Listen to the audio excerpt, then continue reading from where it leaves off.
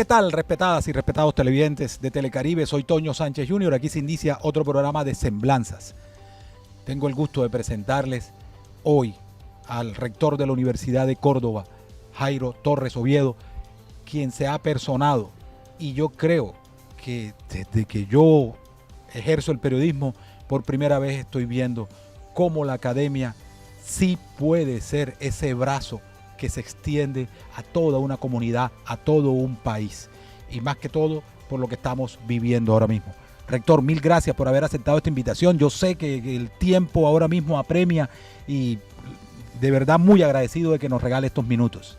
Gracias a ti, Toño, por esta invitación, pues, y compartir con la ciudadanía y poder hablar de todos estos temas. Bueno, ya habilitaron el laboratorio de la Universidad de Córdoba para las pruebas de coronavirus.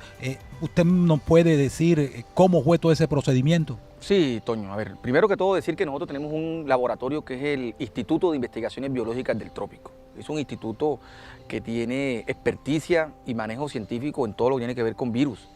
El Zika, el chikungunya, la malaria, coronavirus. Es decir, ha sido nuestra línea de investigación durante muchos años.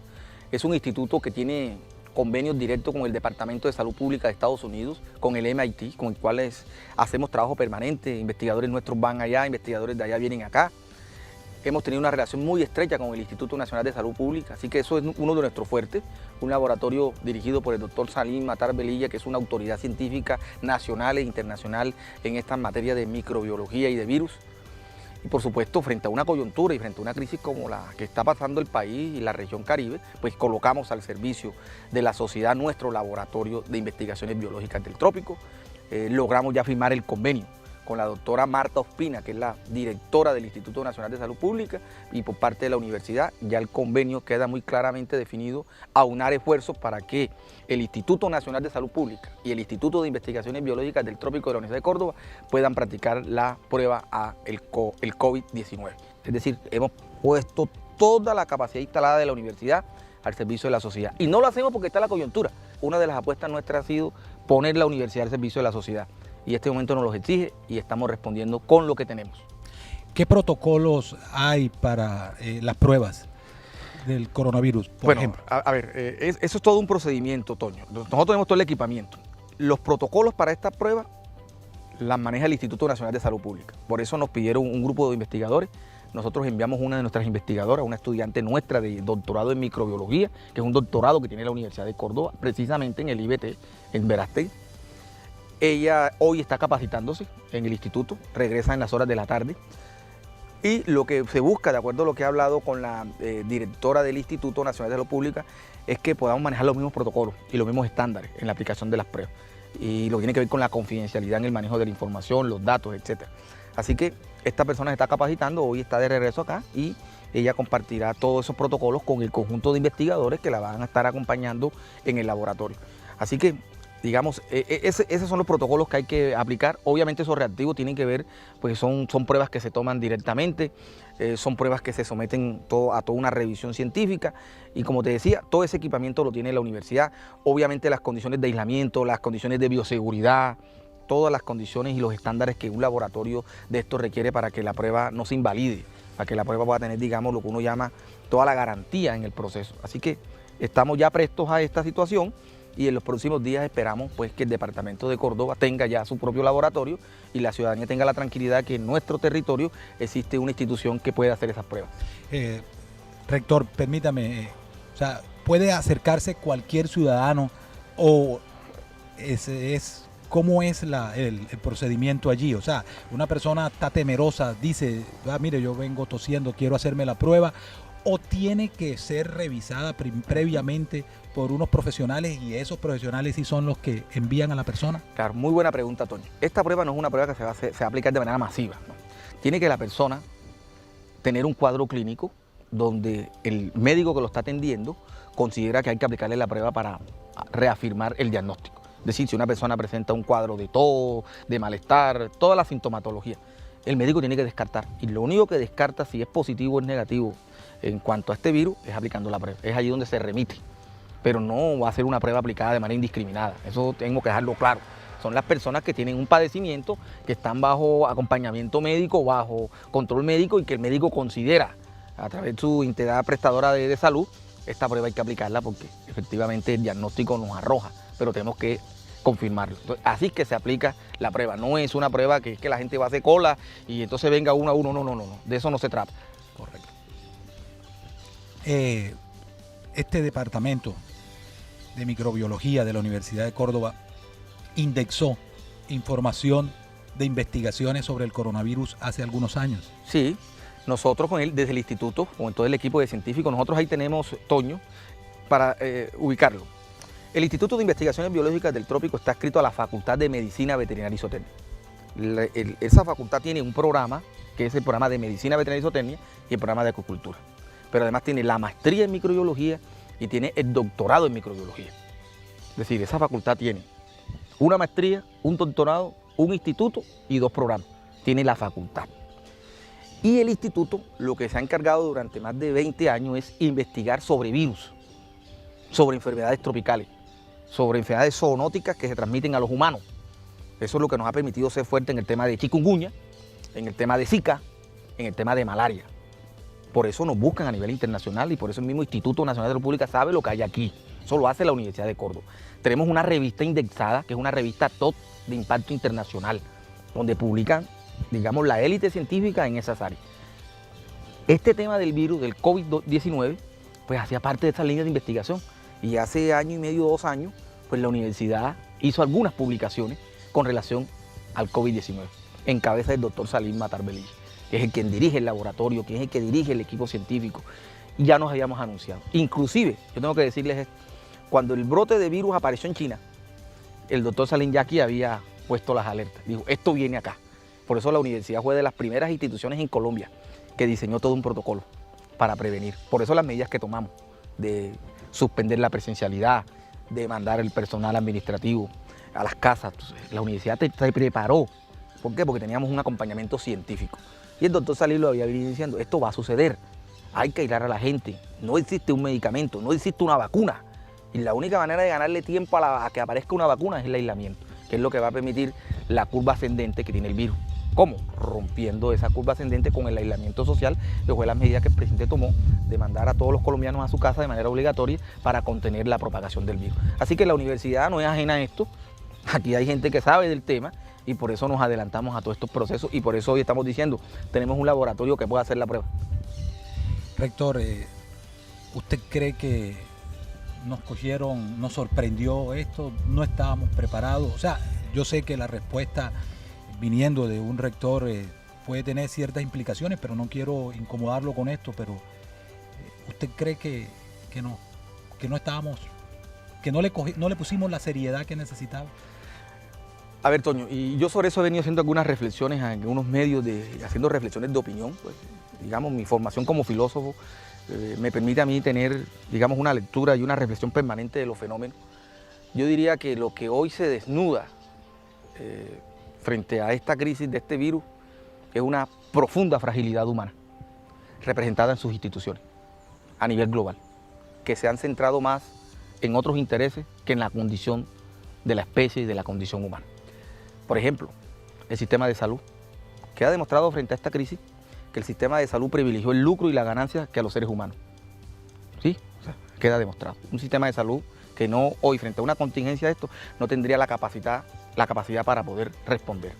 Un sistema financiero que se centró en empobrecer a gran parte de la sociedad con unas tasas de interés altísimas.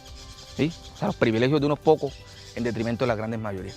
Un sistema financiero internacional representado en el Banco Mundial y el Fondo Monetario Internacional, con préstamos y créditos onerosos a los estados, que los empobreció, pero que les sometió su autonomía y su autodeterminación. Es decir, lo que estamos en presencia es de una institucionalidad, tanto de los estados como a nivel global, donde el humano no ha sido lo prioritario. Hoy, cuando es lo humano lo que está en crisis, lo que develamos es esto. Yo he visto todos los análisis sobre el COVID-19 y se ha centrado en lo médico, en lo científico. Pero, Toño, no se ha hecho el análisis social. En Colombia el 50% de la población vive de la informalidad, economía de rebusca, del día a día, el mototaxi, el señor que vende en la tienda, etc. Y en Córdoba, este departamento, más de 1 millón de personas, de 1.700.000, viven en pobreza extrema.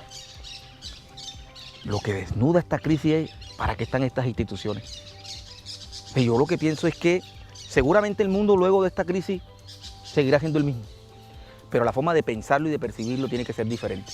Y esto tiene que obligar a que el orden social, su dirigencia y sus instituciones se repiensen también, en función de que aquí hay que construir un orden mucho mejor al que tenemos, porque eso es lo que se visibiliza, por lo menos la lectura que yo hago en este momento. Sí, se han establecido planes de choque económico, eso no es suficiente. Durante 20 días usted va a tener su gente en su casa. ¿De qué va a vivir mucha gente? Que tiene sus hijos, van a estar encerrados, ¿de qué van a vivir? ¿Cómo van a sobrevivir? Entonces, aquí hay un drama social.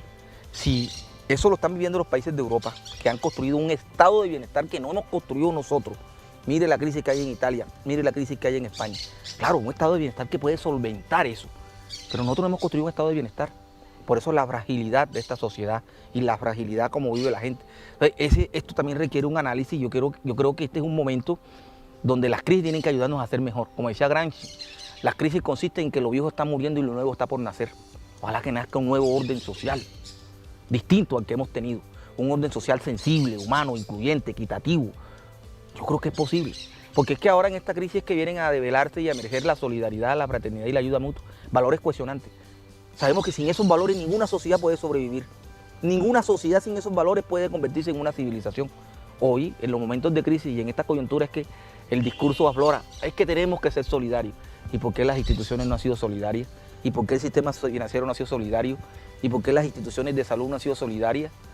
¿Y por qué las instituciones políticas no han sido solidarias? ¿Y por qué no hemos construido un orden social solidario?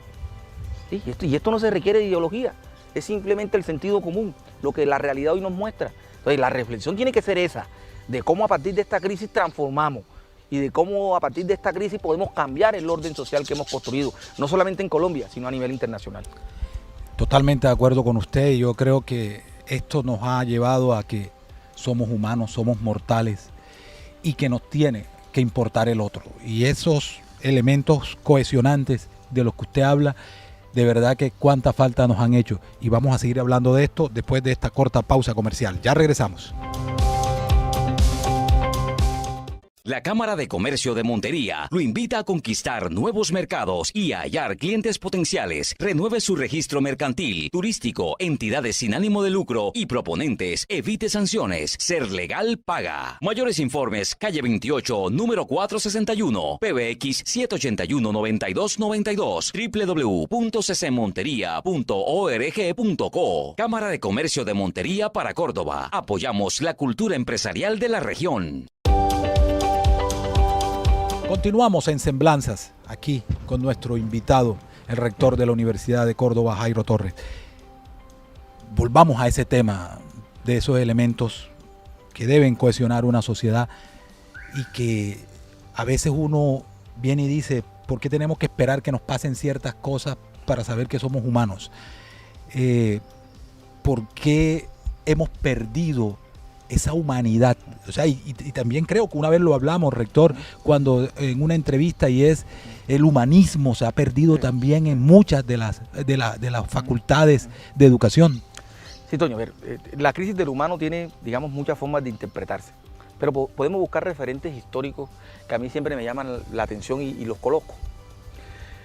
Recuerde usted que en el año 1989 se desintegra la Unión Soviética, se cae el muro de Berlín, y comienza a proliferar toda una literatura y toda una reflexión alrededor del nuevo orden que se constituye a partir de allí. Algunos hablan de un mundo unipolar, hablan de un mundo homogéneo. Y recuerdo el texto de Francis Fukuyama, El fin de la historia y el último hombre, donde Fukuyama decía, la humanidad ha llegado a su último estadio de evolución, el capitalismo. Es el modelo más perfecto, decía Fukuyama, un absoluto. Y esa fue el gran paradigma de Fukuyama en ese momento que se comenzó a discutir. Precisamente ese orden es lo que hoy está en crisis. Que la humanidad tiene que pensarse todos los días y tiene que recrearse nuevos modelos, ¿sí?, donde el humano sea el centro, ¿sí? Entonces, ese nuevo orden mundial que se constituyó a partir del año 1990, ¿qué privilegió? Privilegió el lucro, privilegió la ganancia, el hedonismo, el narcisismo, y el nuevo mecanismo de enajenación ya no eran las ideologías políticas. El nuevo mecanismo de enajenación era el mercado, el que más tenía, el que más poseía. Entonces la competencia era por la riqueza. Eso insensibilizó al ser humano. Esas formas de enajenación centradas en lo material nos deshumanizó, nos insensibilizó. Y esto que hoy está pasando en la humanidad lo que muestra es eso. Sí, un mundo profundamente cada vez más inequitativo, más desigual. Entonces, yo siempre en esta lectura hago estas reflexiones para decir que aquí no se trata de ideología ni de militancias políticas. Así se trata de ver la realidad social. Y esa realidad social nos indica que esto no ha sido bien organizado, que esto no ha sido bien tejido. Entonces, el mundo tiene que repensarse, las instituciones tienen que repensarse. Y en ese repensar, el centro tiene que ser el ser humano. Es un nuevo humanismo, recuperar la condición humana. Y recuperar esa condición humana es volver, Toño, a hablar de esos valores cohesionantes, hablar de la solidaridad. Sin la solidaridad ninguna sociedad es posible. Y la solidaridad es que yo no puedo ser indiferente frente al otro. O como diría Levinas, me coloco en los zapatos del otro, me reflejo en el rostro del otro. Esta materialización de la sociedad nos desvincula, nos fragmenta, nos atomiza, nos individualiza. Y al insensibilizarnos se rompe la solidaridad como valor cohesionante, se pierde la ayuda mutua, la posibilidad de cooperar con el otro, de ser solidario con el otro y la fraternidad. Todos esos valores que son los que nos humanizan son los que hoy están en crisis. Y lo que está pasando con el coronavirus, este virus nos doblega y nos dice, miren lo frágiles que son como humanidad, miren lo frágiles que son su condición humana, porque nos las está desnudando, está mostrando nuestras propias miserias. Y es frente a eso donde tenemos que enrumbar el camino. La humanidad todavía tiene posibilidades. Tenemos que repensar esta sociedad en conjunto. Como te decía, cómo poder construir órdenes diferentes. Inclusive, cuando te decía el Fondo Monetario Internacional y el Banco Mundial, la misma industria farmacéutica. ¿Será que seguiremos produciendo medicamentos solamente para quien tenga poder adquisitivo? Cuando hoy nosotros sabemos que se pueden erradicar muchas enfermedades del planeta y la industria farmacéutica lo puede producir, pero prima el lucro, por encima de la vida de la gente. Entonces, ¿qué orden social hemos construido? O los estados se unen para hacer bloqueos económicos y para asfixiar financieramente a otros estados. ¿Y por qué no hay solidaridad entre los estados para combatir en conjunto algo que amenaza la supervivencia de la especie sobre la Tierra? Entonces, digamos, claro que esto tiene inmensas reflexiones y en todas ellas lo que mostramos es nuestra gran fragilidad como seres humanos y la amenaza que tiene esta humanidad de poder sobrevivir. El discurso del cambio climático. Todavía algunos consideran que eso es mito o eso es una narrativa descontextualizada. Estamos destruyendo, como dice el Papa, la casa común, que es este planeta, y lo estamos haciendo poco a poco. Hoy está este virus, no sabemos que mañana pueda aparecer otro virus, quizás mucho más letal que este. Y mire este virus en las condiciones que nos ha colocado. Le voy a preguntar al filósofo, ¿qué discurso construir para llegarle a la gente? Y muchas veces se nos dice, no te preguntes por qué pasó, pregúntate para qué pasó. O sea, ¿para qué está pasando? ¿Cuál debería ser nuestra actitud de aquí en adelante? La sensatez, Toño, frente a las crisis es tener la mayor conciencia posible, porque las crisis nos deben llevar a una reflexión de lo que somos realmente y mostrarnos nuestra propia naturaleza. Yo creo que esa es la oportunidad de la crisis. O sea, las crisis son grandes desafíos para nosotros, las crisis son grandes aprendizajes, pero el nivel de conciencia frente a las crisis es la manera como de aquí en adelante podemos cambiar nuestras conductas, nuestros comportamientos, la forma de relacionarnos con el otro, la forma como deben funcionar las instituciones. Es decir, para eso son las crisis. Si estas crisis no generan ese efecto, significan que la crisis fue superior a nuestra propia capacidad reflexiva, a nuestra propia capacidad de conciencia. Yo todavía aludo a eso. Por eso a mí me gusta una expresión que la hace Kant, que me llama profundamente la atención. Cuando Kant dice, hasta en el más oscuro criminal existe un sentido de lo bueno. Esa frase lo que está diciendo, la insociable sociabilidad humana. Somos seres insociables, pero necesitamos vivir en sociedad, porque es la sociedad la que puede darnos protección a nuestra fragilidad. Yo sé que vivir en sociedad es lo más vulnerable, porque cuando uno vive en sociedad, pues la convivencia en última instancia depende de las voluntades individuales, pero la sociedad tiene normas, tiene reglas, tiene conducta, tiene comportamiento, y eso nos permite ser cada vez menos vulnerables socialmente. ¿Sí? Entonces, cuando pasan estas crisis lo que está reflejando es una inmensa vulnerabilidad. Entonces tenemos que, como sociedad en conjunto, tratar de cómo protegemos esa vulnerabilidad, cómo somos menos vulnerables frente a situaciones que puedan pasar más adelante en la sociedad. Obviamente, la generación suya y la generación mía, nuestra generación, en los próximos años, cuando contemos esto, a las nuevas generaciones que aún no han nacido, quizás no nos van a creer. Porque estamos viviendo, esta generación, la suya y la mía, nuestra generación, viviendo lo que ninguna generación viva hoy puede contar que ha pasado en la Tierra. Que un virus haya doblegado. Esto parece las películas de ficción que hace 5 o 10 años atrás veíamos, cuando veíamos que en las películas de ficción todo quedaba solo y las calles solas y uno decía, eso es ficción. Pues hoy nosotros, eso que antes llamábamos ficción se convirtió en realidad. Y usted y yo, nuestra generación está viviendo una crisis que cuando se la contemos a los que hoy no han nacido, nos van a decir que es mentira. Entonces, claro, estas son las reflexiones que deben crear la mayor conciencia colectiva. Pues claro que tenemos que aprender como humanidad. Yo creo que esto por algo pasó. Y en esto no soy determinista, ni soy mítico religioso, ni creo en la religiosidad. Porque también he pensado y siempre he creído que Dios es razón. Y a Dios hay que pensarlo racionalmente. A Dios no se le puede pensar desde la subjetividad solamente, ni de la religiosidad. A Dios se le piensa con la razón. Dios es razón.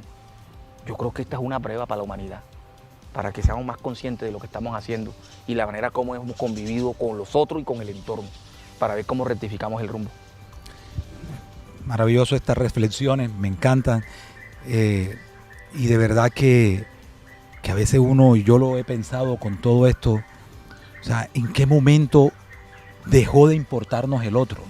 O sea, yo le decía a algunos amigos hace días, o sea, la Montería que yo conozco hoy no fue la Montería donde yo nací. O sea, era una Montería donde tú conocías a tus vecinos, a la primera persona a quien tú llamabas si tenías un inconveniente era tu vecino, sabías qué necesitaba tu vecino, qué no tenía y en qué lo ayudabas.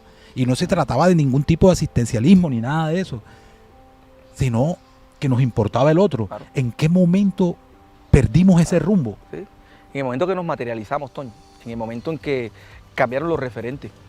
¿Sí? El profesor Gilles Lipovetsky, que es un filósofo francés, que tuve la oportunidad que fuera mi profesor en la Universidad Pontificia Bolivariana hace más de 10 años, cuando yo era estudiante de doctorado, escribió un libro muy importante que lo coloco como referencia. Él tiene varios libros, pero a mí me llaman la atención 2 libros de Gilles Lipovetsky. Uno que se llama La Era del Vacío y otro se llama El Imperio de lo Efímero. Y eso de la Era del Vacío, es decir, las nuevas formas de enajenación que surgieron en las últimas décadas en el mundo occidental, fue lo que nos desvirtuó el camino.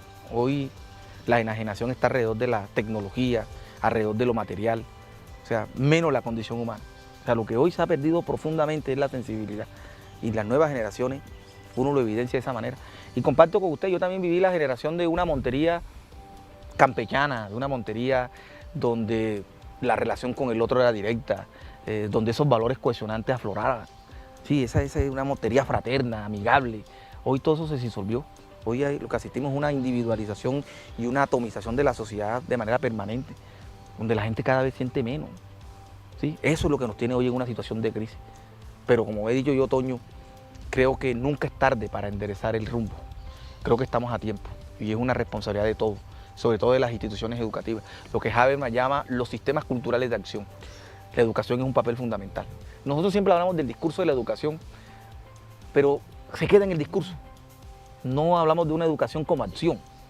Yo creo que estas nuevas generaciones requieren de una educación que los transforme, de una educación que los ponga a leer la realidad, que los ponga a dialogar con la realidad. Estas generaciones de hoy no están dialogando con la realidad, están dialogando consigo mismos, con sus propios egos y con sus propias subjetividades, que no están respondiendo a la realidad. Entonces hoy lo que necesitamos es un diálogo con la realidad. La realidad tiene muchas formas de lenguaje, entonces hay que dialogar con esas formas de lenguaje, que es la que nos van a permitir reencontrarnos nuevamente frente a la transformación que la sociedad necesita. Así que yo creo que aquí hay muchas cosas por decir y muchas cosas por hacer, pero tenemos que tener una lectura clara del momento en que estamos viviendo y yo creo que ese momento nos invita a la mayor sensatez y a la mayor racionalidad. Por eso le he dicho a la gente, esta crisis no la podemos asumir desde el miedo y desde el pánico. El peor enemigo en estos momentos es el miedo. Hay que asumirla con racionalidad y la racionalidad significa mi autocuidado. Si yo me cuido, lo cuido a usted. Si yo me cuido, cuido a los otros. Entonces lo que necesitamos es la mayor racionalidad posible que nos permita no solamente hacer esto que estoy diciendo, sino tener una reflexión de lo trascendente. Ya es hora que volvamos a pensar lo trascendente, de cómo nos pensamos como sociedad y cómo hacemos mejor esta sociedad. Y eso hace parte del ejercicio de cada uno de nosotros. Y aquí el papel importante de los medios y de todos los que de una u otra manera tenemos un liderazgo y algo que decirle a los otros. De verdad que tenemos que tener la conciencia de que tu suerte depende de lo que yo haga y la mía de lo que tú hagas. Así es. O sea, si yo me cuido, yo te cuido. Si tú te cuidas, tú me Claro, cuidas. claro. O sea, y si no tenemos conciencia de que eso es así, no vamos a aplanar esa curva, no vamos a salir de eso. Así es, así es. Yo siempre coloco el ejemplo, la sociedad es como un tejido. Cuando usted teje, cuando hacen el trasmayo, el pescador, y mire cómo une un punto y el otro, así es la sociedad. Cada puntico de eso es una articulación social que cuando se rompe, rompe el todo. Entonces necesitamos, eso se llama cohesión. ¿Y qué es lo que define la cohesión? La solidaridad. Cuando usted me importa a mí, cuando usted es importante para mí, cuando el otro es importante para mí, cuando construimos ese vínculo en términos de solidaridad, hablamos de cohesión social, porque ahí dejamos de ser indiferentes, dejamos de ser individualistas, dejamos de ser insensibles, nos hacemos parte de un todo, porque el futuro de ese todo depende de las individualidades. Entonces ese es el verdadero análisis social, y yo creo que esa crisis lo que nos invita es a hacer esa reflexión de que somos un todo constituido por partes, y que de la responsabilidad que tengan las partes va a poder sobrevivir el todo. Rector de la Universidad de Córdoba, Jairo Torres, que nos ha acompañado hoy, y con qué finalidad con esto, de hacer estas reflexiones, de compartirlas con ustedes, y de que la lección que queda es: cuídate, que con eso te estás cuidando tú y me estás cuidando a mí, y mi responsabilidad es cuidarme yo para cuidarte a ti. Rector, mil gracias por haber estado aquí con nosotros y por compartir estas reflexiones. Gracias a ti, Toño, y pues el mensaje a todos los que nos están viendo en este momento es: en conjunto vamos a enfrentar esto. De esta crisis tenemos que salir fortalecidos, ¿no? Como sociedad, como país, como humanidad. Y los grandes retos que vienen, como decía, seguramente el mundo seguirá siendo el mismo. ¿Sí? El planeta seguirá siendo el mismo, seguiremos viendo las mismas cosas, pero estoy seguro que la percepción y la reflexión sobre las cosas será diferente. Y es esa reflexión y esa percepción la que tiene que llevarnos a transformarnos y a transformar a los otros. Mil gracias por haber estado con nosotros.